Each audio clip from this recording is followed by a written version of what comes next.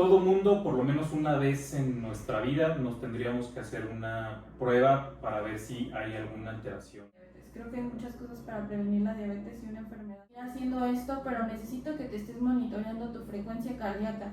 Y tu beneficio en los pacientes, pero con prediabetes. Okay. Y en los pacientes también sanos, porque todavía no tenían como tal el diagnóstico de diabetes. ¿Cuáles serían ahora las metas, los objetivos terapéuticos que debo cumplir? ¿O ya todo está perdido una vez que me han diagnosticado?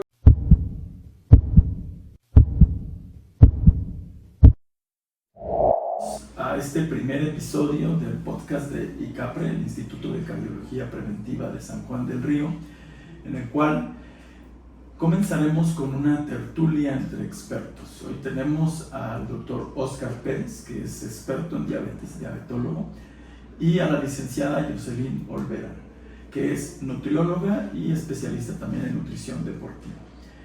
El objetivo de hoy es que platiquemos sobre diabetes, qué es, qué debo entender, cómo me voy a cuidar y qué es lo que vamos a tratar de cuidarnos, principalmente de cuidarnos en estos contextos. ¿Sí? Entonces, doctor Óscar, ¿cómo podríamos o qué deberíamos de entender por diabetes mellitus? Hola doctor, pues muy buenas tardes y gracias por la invitación a este podcast. La diabetes es una enfermedad metabólica, es una enfermedad de la energía principalmente, y lo que sucede en el paciente es que todos los patrones que tiene para percibir energía se empiezan a alterar, todos sus sistemas se van alterando, los sistemas de recolección de energía, de absorción de energía, de depósito de energía se van alterando, y esto va provocando que haya mucha disfunción en prácticamente todos los tejidos y en todos los órganos de estos pacientes. Es una enfermedad muy compleja, es una enfermedad que también implica situaciones endocrinológicas, metabólicas, cardiovasculares, que ataca prácticamente a todo el cuerpo en general, y pues las complicaciones de esta enfermedad son completamente devastadoras también, pero casi siempre va a iniciar por un exceso de energía. Entonces, por eso es muy importante entender cómo esta energía primero se absorbe, cómo esta energía se distribuye a lo largo del cuerpo, en qué materiales se transforma esta energía, cómo el cuerpo la almacena, la aprovecha en otros tipos de circunstancias. Y al entender este tipo de mecanismos vamos a entender o ir desmenuzando cómo va a ir afectando cada órgano y cómo se va presentando también la sintomatología de nuestros pacientes, y entonces poder detectar o ir, aparte de detectar estas complicaciones, ir guiando los objetivos de los tratamientos hacia el paciente. Efectivamente, y como ven, me llama la atención porque generalmente cuando uno pregunta qué es diabetes, uno estaría tentado a contestar es la elevación del azúcar. Y como ustedes ven, el doctor Pérez no nos mencionó ni siquiera la glucosa, o sea, es una enfermedad metabólica, licenciada, que por lo tanto tiene mucho que ver la nutrición, el estado nutricional en el que nos encontramos. Pero la pregunta aquí que yo le haría es, por comer mal, ¿me puede dar diabetes? Es decir, mis malos hábitos me van a generar la diabetes. Muchas gracias de igual manera por invitarme a su podcast. Y claro, hablando de acuerdo a también lo que nos acaba de comentar el doctor Óscar, es muy importante definir que sí, dentro de la alimentación sí es muy importante para una persona cuando llega a tener este diagnóstico de diabetes. También es muy importante recordar que este tipo de alimentación no solamente es de una semana, es de tiempo muchísimo atrás. Y también recordar que es una enfermedad hereditaria, que también eso puede surgir en todo esto. Pero sin duda alguna, con su pregunta, sí o sí la alimentación impacta muchísimo este tipo de enfermedad. Efectivamente, entonces el hecho de qué comemos influye mucho, ¿no? En nuestros niveles de glucosa, pero como ya lo comentó el doctor Pérez, es que no es solo glucosa, no. Es una enfermedad metabólica. Y de hecho, yo iría un poquito más todavía. La Organización Mundial de la Salud definió a la diabetes como una enfermedad cardiovascular. La enfermedad cardiovascular per se es aquella que nos va a impactar en la generación de puntos duros que van a terminar en un infarto del miocardio, en un evento vascular cerebral o en una enfermedad arterial periférica o renal. Es decir, la diabetes como tal va a tener muchas complicaciones. De esto, ¿cómo debemos entenderlas, doctor? ¿Cómo podemos clasificar estas complicaciones que se generan con la diabetes y cómo el paciente puede detectarlas a tiempo o qué debería de hacer para cuidarse en este aspecto? Bueno, es muy cierto la situación de la enfermedad cardiovascular. De hecho, creo que son muy pocos pacientes los que realmente llegan a fallecer, a morirse por una situación extrema, ya hablando de la diabetes como tal, una hipoglicemia, una baja de glucosa extrema o una crisis hiperglicémica, en este caso una cetoacidosis o un estado hiperosmolar. Realmente es muy raro que el paciente llegue a fallecer.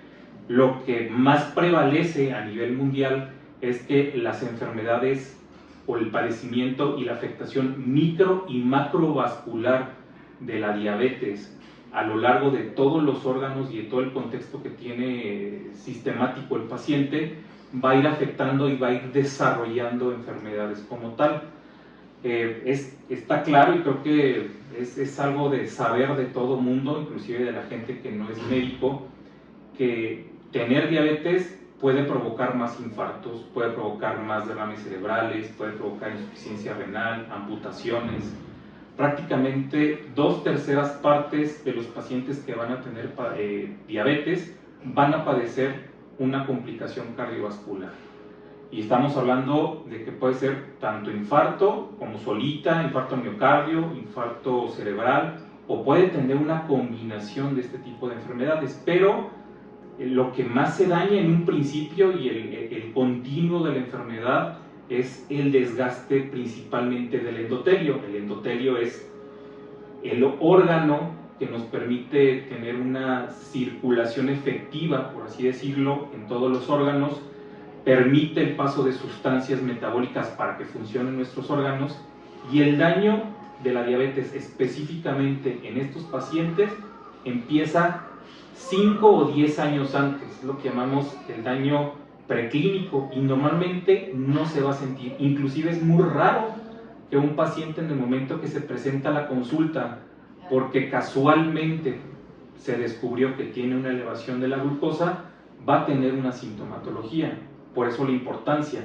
Pero el daño incipiente a la microvasculatura, o sea, a la circulación súper finita que tenemos en los órganos y a la circulación grande, ya está establecida en el paciente que tiene diabetes años antes de que llegue al diagnóstico.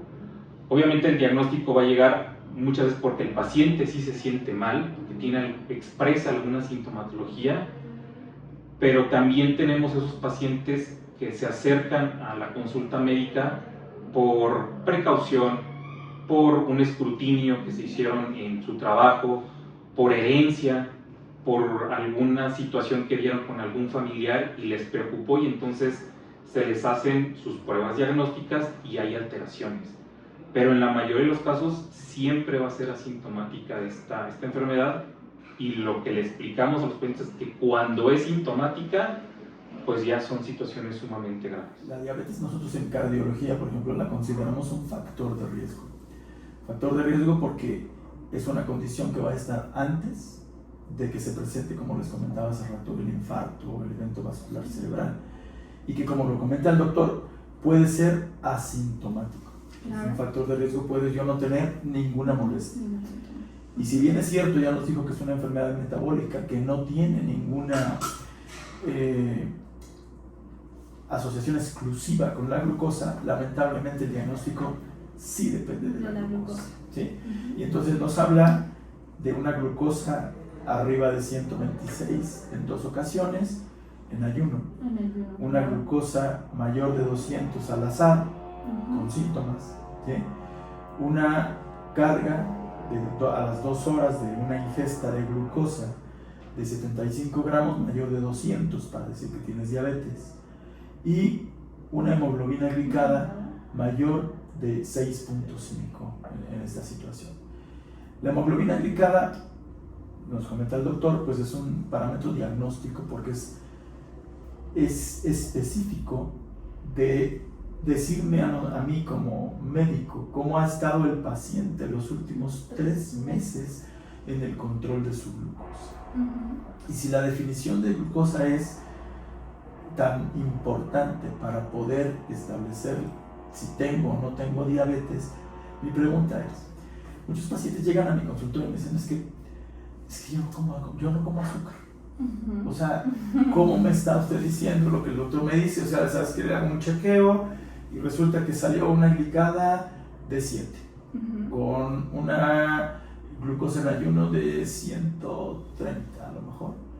No ha tenido ningún síntoma, le estamos diciendo por glicada tienes diabetes, hay que hacerte una poscarga, porque no siempre se hace de primera instancia. Pero la respuesta que siempre me dan es que yo no como azúcar. ¿Qué situación me puedes contestar aquí, licenciada? ¿Cómo podríamos explicar a los pacientes que no es solo comer azúcar, claro, lo que los va a generar un descontrol de su diabetes? Claro, esto es muy obvio y es lo que siempre nos llega aún. Es que yo no como azúcar, pero tú le preguntas al paciente, ¿para ti qué es azúcar? Y ellos dicen, la normal, la de cocina, azúcar normal. Eso para ellos es azúcar. Al igual galletas, como papitas, dulces, todo eso ellos lo manejan como azúcar, sin darse cuenta que tenemos una lista de alimentos que también viene el azúcar en verduras, en frutas, en cereales, en todo eso vienen los alimentos. Pero ¿qué pasa? Que realmente nosotros pensamos que porque es avena, que es arroz, que es pasta, todo ese tipo de alimentos no nos aumenta carga glucémica. Entonces todos estos alimentos tienen un índice glucémico, hay unos más elevados que otros, pero aquí viene de nuevo lo que siempre se les dice. No es la calidad del alimento, también es la cantidad que llegamos a consumir. Muchas veces llega el paciente y nos dice, es que yo no como azúcar, haciendo referencia como a bollería, jugos, cositas que se encuentran en cualquier tienda, sin darse cuenta que realmente su ingesta de alimentos no está siendo la correcta o la adecuada. Al igual que muchas personas piensan que por comer sano, entre comillas, porque muchas veces dicen, yo no sé por qué tengo diabetes o por qué me dio diabetes, si yo como sano. Al momento de que nosotros en consulta nutricional le hacemos un recordatorio de 24 horas para saber qué realmente come, ahí te das cuenta que realmente su ingesta sí está siendo muy hipercalórica e incluso muy calórica. Es un momento donde tú te das cuenta que están consumiendo en exceso del azúcar. Ahora, por ejemplo, también viene mucho que dicen, no, es que yo, como ya me están diciendo que tengo diabetes, ya voy a eliminar todos los alimentos. Esto es algo también muy malo. ¿Por qué? Porque actualmente ya no se eliminan los alimentos, porque ya no es una forma de vivir correctamente. ¿Qué se hace? Enseñarles y darle una consulta de educación nutricional a estos pacientes para que realmente sepan cómo pueden estar valorando eso, porque como les reitero, todo alimento se convierte en azúcar dentro de nuestro cuerpo. Es algo muy importante que tenemos que saber, todo se convierte. Entonces también aquí entra la parte de, es un síndrome metabólico, o sea, no solamente es glucosa. Entonces al momento de que tú consumes, todo se convierte en azúcar. Entonces que tú vengas y me dices, es que yo no sé por qué me pasó, si yo no consumo azúcar, se le tiene que explicar al paciente lo que les estoy diciendo, que no solamente porque yo sepa que contiene azúcar, entre comillas, como una paletita o X cosa de la tienda, no quiere decir que mi arroz, que mi plátano, que mi manzana, que mi fruta, que mi verdura no tenga azúcar. Sí tiene, pero realmente es de una manera muy mínima, pero el exceso o calidad que llegamos a consumir no es la adecuada. Exacto, entonces no todos los alimentos contienen tampoco el mismo porcentaje de azúcar. Por ejemplo, Claro que no. hablas del índice glucémico, claro. Y el azúcar es capaz mi organismo de formarla, ¿no? En este caso. En este caso sí es muy capaz. Puedo yo comer otra cosa que no tenga azúcar, que yo considere que no tiene azúcar, y resulta que mi organismo está produciendo azúcar. Exacto. ¿Sí? Entonces, esto nos lleva nuevamente a pensar que la diabetes es una enfermedad metabólica, tanto de lo que yo ingiero como, llamémoslo así, yo a veces les digo a los pacientes, esto es como la gasolina del auto. Pero tu motor va a funcionar de manera diferente ante esta gasolina que tú le pones. Entonces, aunque, como nos dice la nutrióloga, yo pueda no poner azúcar como tal, como dulce o como polvito en el café, ¿sí?, mi organismo puede estar produciendo más cantidad de azúcar que la que necesito para ese momento, esa actividad en específico, ¿no? En este sentido. Correcto.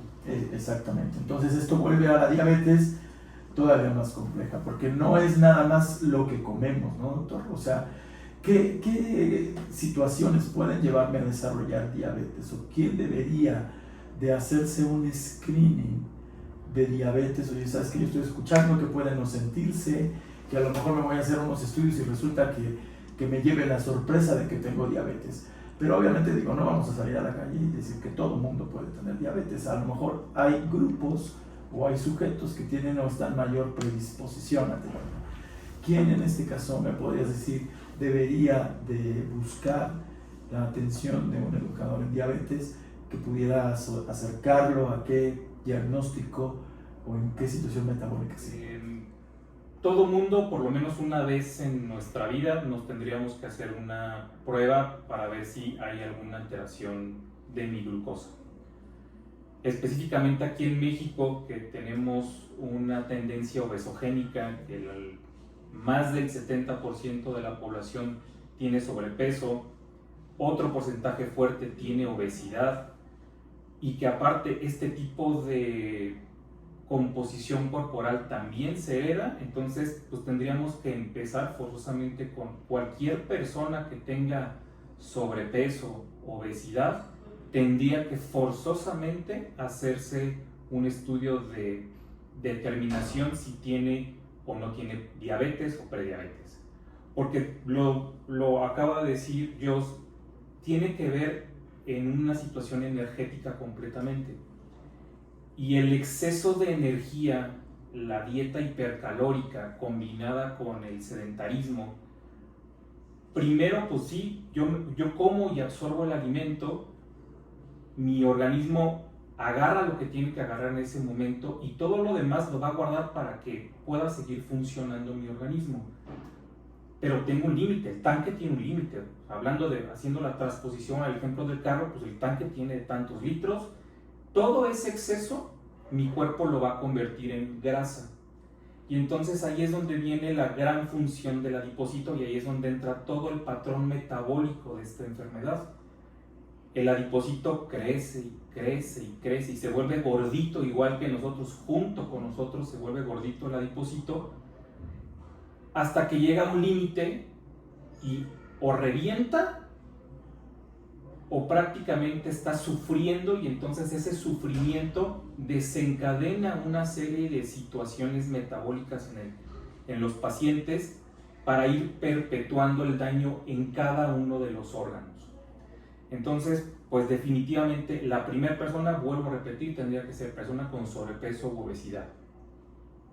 Si aparte tengo sobrepeso u obesidad o no la tengo, pero tengo familia que tiene diabetes, familia directa, hermanos, papás, abuelos, también soy candidato a realizarme ese tipo de screening y de estudios para poder determinar si tengo o no tengo inicios, predisposición o alguna alteración metabólica que me pueda generar prediabetes o diabetes, ¿no? Las personas, las mujeres que se van a embarazar, esas antes o en el momento en que se están enterando de su embarazo, tienen que saber si tienen algún trastorno metabólico, ya que las hormonas que se producen en el embarazo, en la placenta, pues bloquean un poquito también la acción de la insulina y obviamente pueden tener diabetes. Personas que usan algunos medicamentos, por ejemplo, medicamentos que se llaman esteroides, algunos medicamentos que se usan para las personas que tienen VIH, son personas que también deberían de considerar hacerse por lo menos algún estudio de diabetes. Obviamente también si tengo algún, que no soy activo, aunque coma bien, pero no soy activo, puedo tener esa predisposición por el puro y simple hecho de sedentarismo y entonces ir acumulando grasa donde no la debo de tener también me hace candidato a tener el screening diabetes. Y ahorita, últimamente, como médicos hemos recibido mucha información acerca de un síndrome nuevo, seguramente lo vamos a tratar después, pero marca que es el nuevo síndrome, el síndrome cardiometabólico renal. Pero en un principio, para las personas que hemos tenido la fortuna de conocer este síndrome, nos marca un 8 esencial.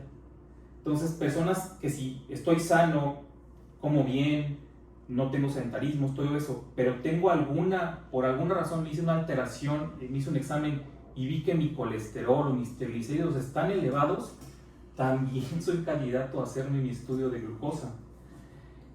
Si no duermo 8 horas, soy candidato también a hacerme mi estudio de glucosa. Si fumo o consumo alcohol, también soy candidato a hacerme este tipo de screening. Entonces, abarca un gran número de personas y pues creo que en la sociedad casi nadie se salva de hacerse un screening. Exactamente, digo, al final de cuentas, también esta enfermedad no es exclusiva de adultos, o sí lo es, no lo es. Entonces, es importante que consideremos esto, que el screening específicamente para hablar de diabetes tipo 2, que es la diabetes más prevalente en el adulto, pues estamos de acuerdo, como lo has bien comentado, aquellos sujetos que son obesos, sobrepeso, aquellos sujetos que tienen una predisposición genética, familiar, cercano, y sedentarios. Y precisamente con esto del sedentarismo que nos acaba de comentar el doctor, licenciada, porque también es muy común, así como me dicen es que yo no como azúcar, pues entonces la gran mayoría de la gente creemos que somos muy activos.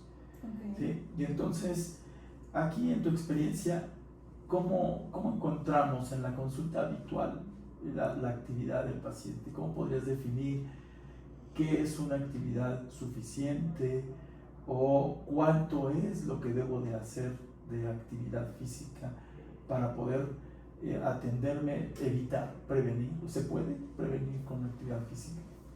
Depende mucho eso de prevenir, porque yo lo englobo más en que sea un cambio de hábitos, o sea, que no solo haz actividad física y ya con eso previenes la diabetes. Creo que hay muchas cosas para prevenir la diabetes y una enfermedad como este tipo, pero hablando específicamente en qué cantidad o calidad de ejercicio tienes que hacer, yo siempre les digo, movimiento es lo más indispensable que se requiere diario. Porque hay personas que justamente nos dicen, yo me muevo todos los días, yo diario estoy en movimiento, diario camino 1 hora, y tú le preguntas, ¿cuánto caminas? 1 hora. ¿A qué ritmo? No, pues a un paso más o menos, es lo que siempre me han dicho, un paso más o menos. No sudo, pero tampoco no voy lento.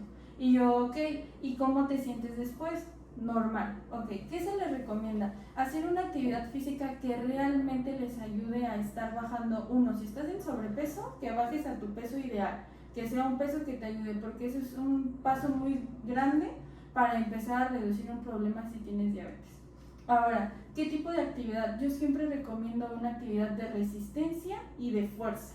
¿Por qué? Haciendo una actividad de resistencia empiezas a meter algo que se llama cardio, que empiezas a quemar todo este tipo de grasa. Y la de fuerza es una actividad, ya sea pesas o si quieres hacer otra cosa, para empezar a mantener tu músculo. ¿Por qué? Porque el músculo es el principal órgano que nos ayuda a absorber muchísimo el azúcar, nuestra glucosa. ¿Esto qué hace? Que pues aquí ya la está eliminando de una manera adecuada. Entonces yo siempre recomiendo que hagan esto. Al igual, una recomendación nueva que empezamos a practicar es que se hagan una ergoespirometría, que esta nos ayuda a ver realmente cómo está quemando su sistema de grasa, su sistema de lípidos, todo esto, en qué momento entran los carbohidratos, en qué momento está nuestra glucólisis aeróbica, anaeróbica. ¿Y esto para qué me sirve? Esto principalmente para saber en qué frecuencia cardíaca realmente tú estás haciendo bien tu ejercicio. Al momento que nosotros explicamos esto dentro de la nutrición deportiva y nutrición clínica, es muy importante, porque así tú le dices a tu paciente, tú me vas a hacer que le encante la zumba, que le encanten este tipo de ejercicios donde es en global, donde no cada quien está haciendo todo a su mismo ritmo. Tú le puedes decir, claro, puedes seguir haciendo esto, pero necesito que te estés monitoreando tu frecuencia cardíaca. Y tú en este tipo de frecuencia, ejemplo, 160 que tengas, ahí estás perfecto. Ahí tienes que mantenerte porque realmente estás haciendo de manera adecuada tu ejercicio. Ahora, hay muchas personas que nada más se dedican a hacer, no sé, algún running y ya. No sé, corren 1 hora y tan. Es algo muy importante empezar a mantenerlos, que tienen que hacer un movimiento que sea calentamiento, es muy importante. El calentamiento, la etapa de entrenamiento, que es realmente donde estás haciendo tu ejercicio, ya sea pesas, ya sea que estás en, no sé, pilates, otro tipo de ejercicio, y hasta el final el enfriamiento, es algo también muy importante. Yo la primera recomendación es, si viene un paciente que nunca ha hecho ejercicio, ¿cuál es mi primer objetivo? Empieza a hacer ejercicio. Con que empiece a hacer 10-15 minutos ya es una ganancia para mí. Si es un paciente que ya dice que normalmente ha salido a caminar, empieza a implementar poco a poco el ejercicio, porque debe de ser claro que cada paciente es individual y tiene que ser personalizado. Ya con más ayudas como la ergospirometría, como que sepas qué ejercicio le gusta, qué más le llama la atención, mientras tenga eso con una ayuda que sea un ejercicio de fuerza y de resistencia, ya lo hicimos por completo con este tipo de paciente. Esto es clave, ¿sí, doctor?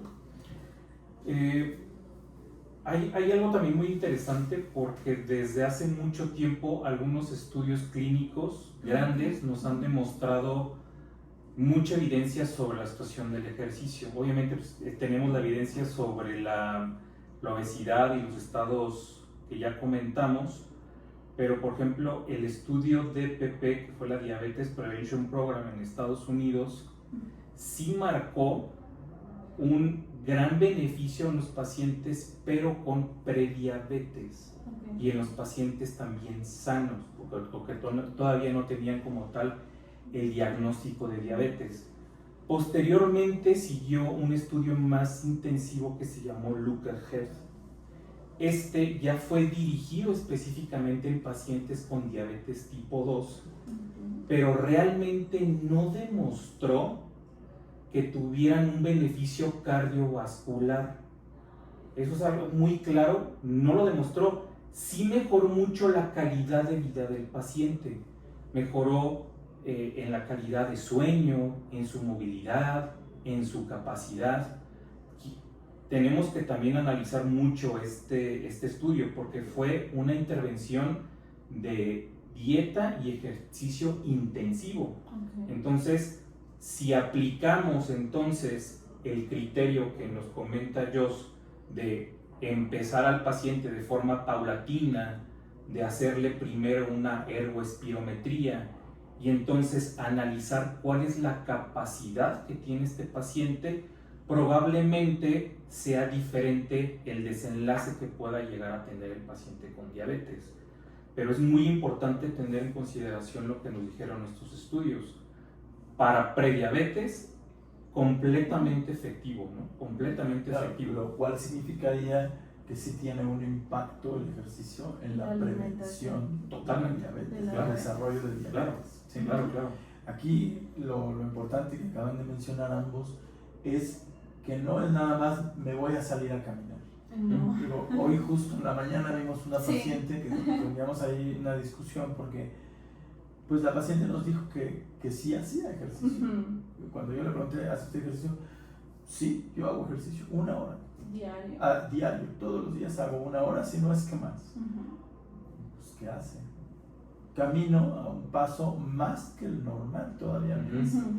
Y sin embargo, la prueba ergoespirométrica que habíamos pedido por evidencia de dolor de pecho había demostrado que la paciente no tenía condición física y que había pedido parar por un problema de que ya no había capacidad respiratoria para seguir haciendo el ejercicio. De hecho, no realmente por un problema cardíaco, sino por un desacondicionamiento físico, lo cual no nos cuadraba. Que es lo que me decía la nutrióloga, es que esto no me cuadra el resultado con lo que me dice la paciente.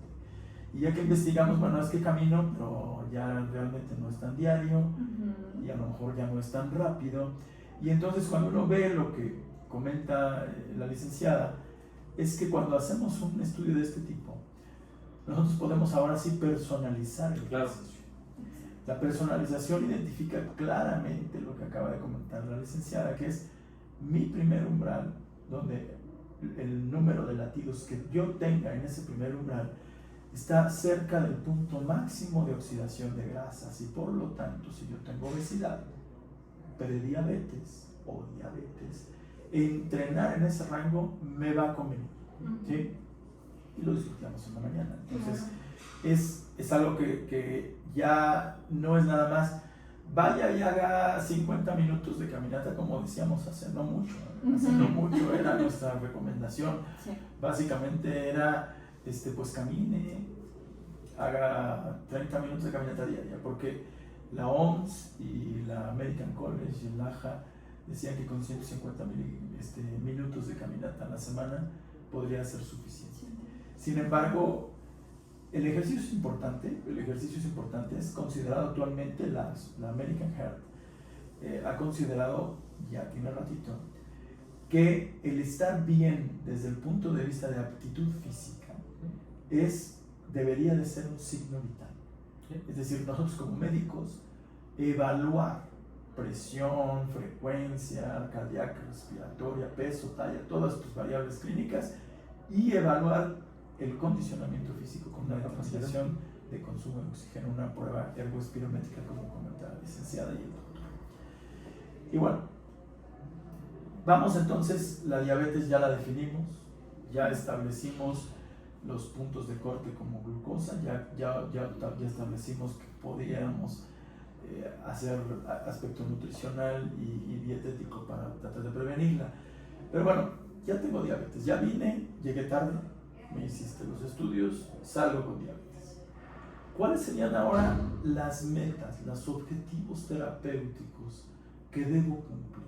¿O ya todo está perdido una vez que me han diagnosticado? Pues yo no creo que esté todo perdido. Definitivamente sí es yo lo considero una tragedia, porque es una enfermedad sumamente desgastante para el paciente, y porque también se le tiene que reeducar en muchos aspectos. Pero específicamente los objetivos van a estar orientados a glucosa, peso, talla. Debería estar dentro del objetivo también una buena alimentación, tener una actividad física como ya la pudimos definir. Y hablando específicamente en glucosa, pues ahorita una herramienta que nos permite tener mucho más apego con el paciente es el monitoreo continuo. Obviamente pues le enseñamos al paciente cómo debe utilizar su glucómetro, porque debe estar atento de situaciones cuando no se pueda, él experimenta alguna situación en especial, mareo, dolor de cabeza o lo que sea. Entonces pues debería de utilizar su monitoreo. También nos va a ayudar para que nutrición pueda medir qué tan efectiva es la dieta, y nosotros como médicos si está siendo efectivo también el tratamiento. ¿Y este monitoreo tiene que realizarse de alguna forma en especial? Sí. Todos los días. Yo tengo pacientes que llegan con una libreta. Sí, de todos Sí, los no, días. ¿sabes? Sí. Todos los días un piquete en ayuno en la mañana. Todos los días. ¿Esto es correcto? ¿Qué piensan ustedes? Pues si se hace el monitoreo continuo con un sensor o con una aplicación, pues creo que ahí el monitoreo es prácticamente las 24 horas. Creo que sí, al principio el paciente deberá estar monitorizando su glucosa en ayuno, y también principalmente después de los alimentos. A lo mejor 2 o 3 días para poder establecer específicamente cómo está el patrón alimenticio y el efecto, principalmente si tiene algún medicamento que le cause alguna hipoglicemia, pues son importantes, verificar que no esté sucediendo esto. Entonces, dentro de la educación diabetológica estructurada, sí solicitamos que el paciente, por lo menos en la primera semana, tenga un monitoreo, ya sea con el continuo o con su glucómetro muy constante, sí diario, utilizando glucosas en ayuno y glucosas postprandiales. Obviamente no todas las postprandiales, pues si no se quedan sin dedos, o sea, tampoco es tortura el monitoreo, pero sí es muy importante para establecer específicamente la dieta que ya estableció nutrición y los medicamentos que no le causen alguna hipoglicemia, y también en lo que se adaptan. Posteriormente vamos a ir haciendo el monitoreo un poquito más espaciado, 2 o 3 veces a la semana, y creo que principalmente antes que el ayuno tiene que ser postprandial para que siga habiendo alguna conciencia en el paciente de cómo estoy después de mis alimentos, porque ya dijimos que la base casi del descontrol son mis excesos en las comidas, la dieta hipercalórica. Como sé el medicamento, sé que le va a hacer efecto, pero qué tanto estoy impactando en la dieta, entonces tendríamos que ver qué tanto le está ahí afectando. Después vienen los objetivos de los lípidos, de la cintura, del peso, y pues hay otros biomarcadores importantes que podemos quedarnos aquí 3 horas viendo cada biomarcador, que probablemente los iremos desmenuzando aquí en la plática. Yo quisiera ahorita aclarar que un punto muy importante del control es el colesterol. ¿Sí? Sí, Claro. porque es olvidado, es el gran olvidado del control de la diabetes. Yo creo que el paciente que tiene diabetes, que vive con diabetes, que es el término más correcto, ni siquiera considera su colesterol, ¿sí? Y ni siquiera lo considera como un enemigo, No. ¿sí? Entonces, lamentablemente, como ya comentamos, la diabetes es una enfermedad metabólica, y dentro del metabolismo, el metabolismo de los lípidos es muy importante, pero tan importante que es un objetivo de tratamiento. American Heart, la diabetes, las asociaciones de diabetes y de cardiología europeas han propuesto incluso que todo paciente con diabetes de 18 hasta, recuerdo ahorita, creo 80 años, 75, debe de tomar un tratamiento con estatinas para disminuir el colesterol LDL si es diabético, independientemente del valor que tenga de colesterol. Sí, completamente de acuerdo. Entonces, Completamente de acuerdo. esto es muy importante porque, vuelvo a insistir, los pacientes no lo saben, algunos médicos no lo refuerzan, se les olvida, y entonces el paciente sí está perfectamente controlado de su azúcar y después llega con nosotros con una complicación macrovascular. Entonces, recordemos que tenemos complicaciones microvasculares y macrovasculares. Las microvasculares tienen más que ver con el control de la glucosa. Y estamos hablando de la retinopatía, de la nefropatía. Pero las macrovasculares tienen más que ver con el control de colesterol en el diabético. Y esas son el infarto del miocardio, que es lo más común, el evento vascular cerebral y la enfermedad arterial periférica. Ahora, cuando tenemos diabetes, pues todas estas cosas, insisto, cuando uno, ya lo dijo el doctor, es una tragedia. Y entonces es cuando ya queremos cambiar, cuando ya estamos Justo justo ya les da el miedo, metidos en sí. el problema. Ahora Ya, sí quiero dejar de cambiar. fumar, ahora sí quiero hacer ejercicio y ahora sí quiero comer mejor. Entonces, la pregunta aquí, porque en diabetes, digo, yo lo aprendí en la escuela y de pronto había discusiones, ¿cuántas comidas debe de hacer un paciente con diabetes al día? ¿Es correcto que haga solo 3? A veces decíamos que 5. ¿Debe de hacer colaciones? ¿No las debe de hacer? ¿Cuál es la distribución más o menos? No vamos a hacer una máster aquí de nutrición, pero más o menos, ¿cómo debería de comer un paciente con diabetes, ya con diabetes, con tratamiento médico, y cómo debería? Ok, primero que nada su alimentación tiene que ser equilibrada, tiene que estar completa, tiene que ser variada, tiene que ser inocua y suficiente. ¿Por qué? Porque teniendo todos estos objetivos ya dados, el paciente se le va a hacer muy fácil, porque que un paciente que le acaban de diagnosticar diabetes y tú le dices, tienes diabetes, ya no puedes comer todo esto, se le acaba el mundo y no es sostenible, porque personas hasta incluso sin diabetes, que le quitas algún alimento que le gusta, al contrario, hasta le puede causar peor daño. Entonces, ¿qué es lo primero o qué objetivos se tienen en la primera consulta con un paciente con diabetes? 1, enseñarles y educarles el qué es la diabetes, cómo funciona en su cuerpo y a partir de ahí le explicamos el cómo es el consumo de los alimentos. Al inicio a lo mejor sí es un poco más complicado porque va a llegar y te va a decir es que yo tomo jugos, como papitas, como me encanta el pan, soy muy bolletero, X cosa. Entonces ahí empieza tu trabajo como nutricionista. Si le gusta el jugo, tú dale las opciones que mejor le convengan al paciente. A lo mejor si él se tomaba uno diario, ahora empieza con que se tome 3 a la semana. La siguiente semana que se tome 2 y la siguiente ya nada más se va a tomar 1 y ya paulatinamente va a ir disminuyendo el consumo. ¿Por qué? Porque es muy claro que el azúcar también es un aditivo. Nosotros nos volvemos adictos a este tipo de alimentos. ¿Por qué? Por la satisfacción y la saciedad que nos da en el cuerpo. Realmente es algo que nos llama mucho la atención y al igual no le puedes cambiar sus hábitos de la noche a la mañana si toda la vida se la ha pasado comiendo de cierta manera. Entonces por eso es que sea paulatinamente.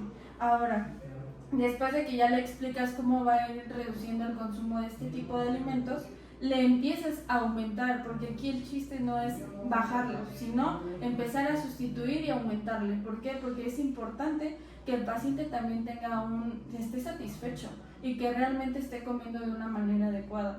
Ahora, ¿qué empieza? Tú empiezas en tu recordatorio de 24 horas que ya les platiqué que se hace desde la primera consulta, ves qué alimentos empieza a consumir más, su frecuencia de alimentos que consume, empiezas a hacer cambios. Ejemplo, tan solo en las marcas que llegamos a comprar sin darnos cuenta no elegimos la correcta, porque debe de quedar claro que ningún alimento es malo, sino que no sabemos comerlo. En este caso, si llega un paciente y me dice a mí me encanta el sándwich, y hay pacientes que a lo mejor dicen pero ya no lo voy a comer porque es pan. No, al contrario, tú dale el pan, pero elige un pan que tenga mayor cantidad de fibra, que no tenga muchísimo azúcar en el empaque, que ese es un tema también maravilloso, hablar de cómo elegir mejor nuestros productos de alimentos.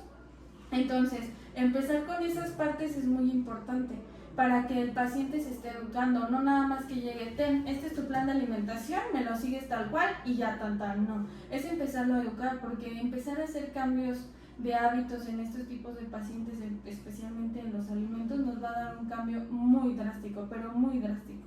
Cuando ya el paciente sabe estos primeros pasos, ¿qué sigue? Enseñarles poco a poco la carga glucémica de los alimentos. Esto también es importante. ¿Por qué? Porque muchas veces vivimos con el mito de que no puede comer un plátano porque contiene mucho azúcar, no puede comer uvas porque contiene mucho azúcar. Si no, al contrario, tú tienes que ir aumentándole ese tipo de alimentos, pero ellos tienen que aprender cómo comerlos y en qué cantidad comerlos.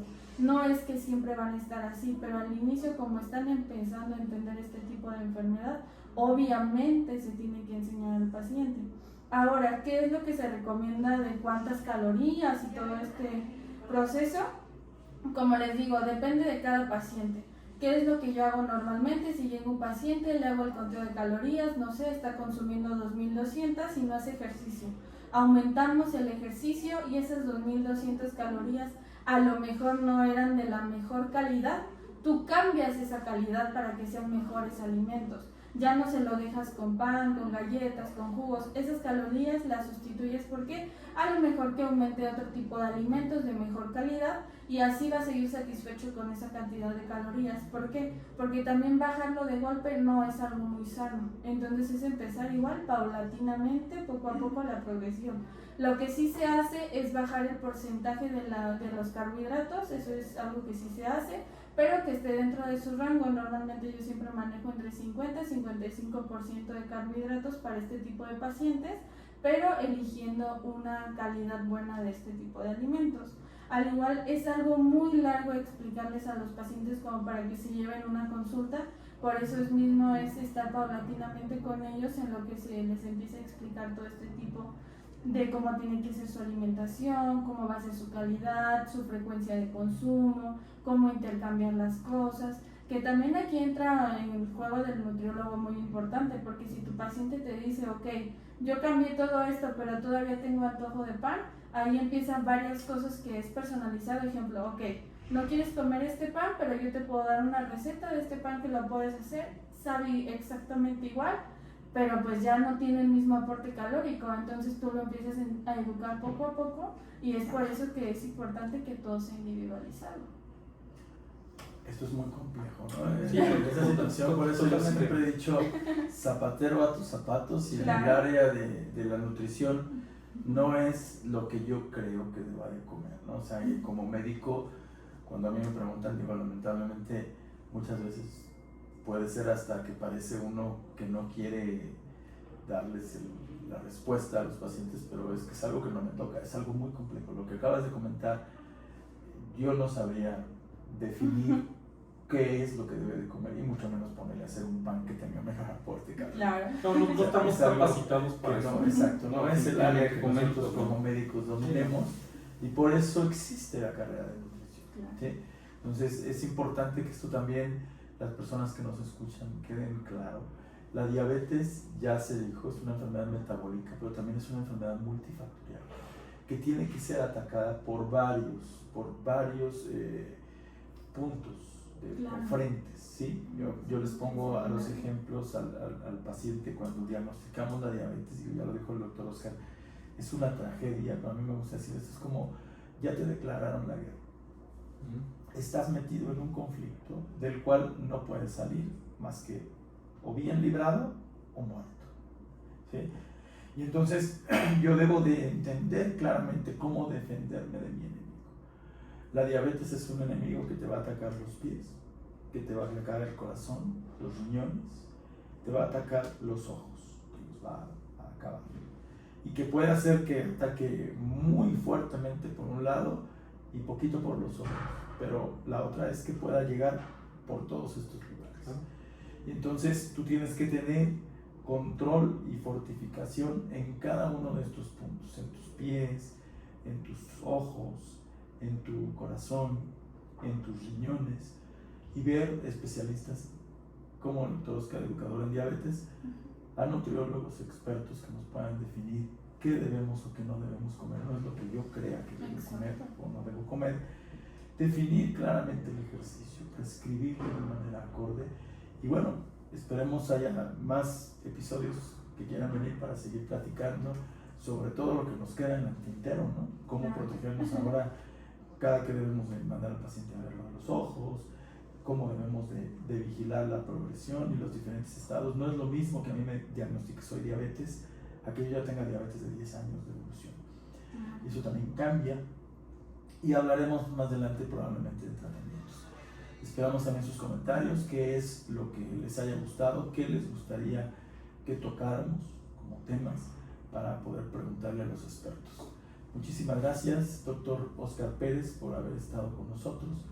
Doctor, licenciada Jocelyn Olvera, muchas gracias por haber estado con nosotros. Gracias por la invitación. ¿Dónde nos pueden localizar? Denos sus redes sociales. De todos modos, todo estará en la descripción del video, pero, licenciada. Pues a mí me pueden encontrar como NutriYos en Instagram y en Facebook, y también ahí vamos a anotar todo, va a aparecer aquí para que nada más nos sigan. Yo estoy como Atención Integral en Diabetes, solamente en Facebook, no tengo Instagram, pero pues aquí en Centro Médico Quirúrgico en San Juan del Río, en la calle de Corregidora, y nos pueden encontrar, ¿no? También doy consulta en Nefrovida, también participamos allá para apoyar a las personas que evitar lo que es la nefropatía, y también me pueden encontrar allá en Nefrovida. Y ambos también los pueden encontrar aquí en el Instituto de Cardiología Preventiva, en ICAPRE. Los teléfonos que tenemos pueden directamente preguntar por ustedes. Muchísimas gracias y hasta luego. Gracias.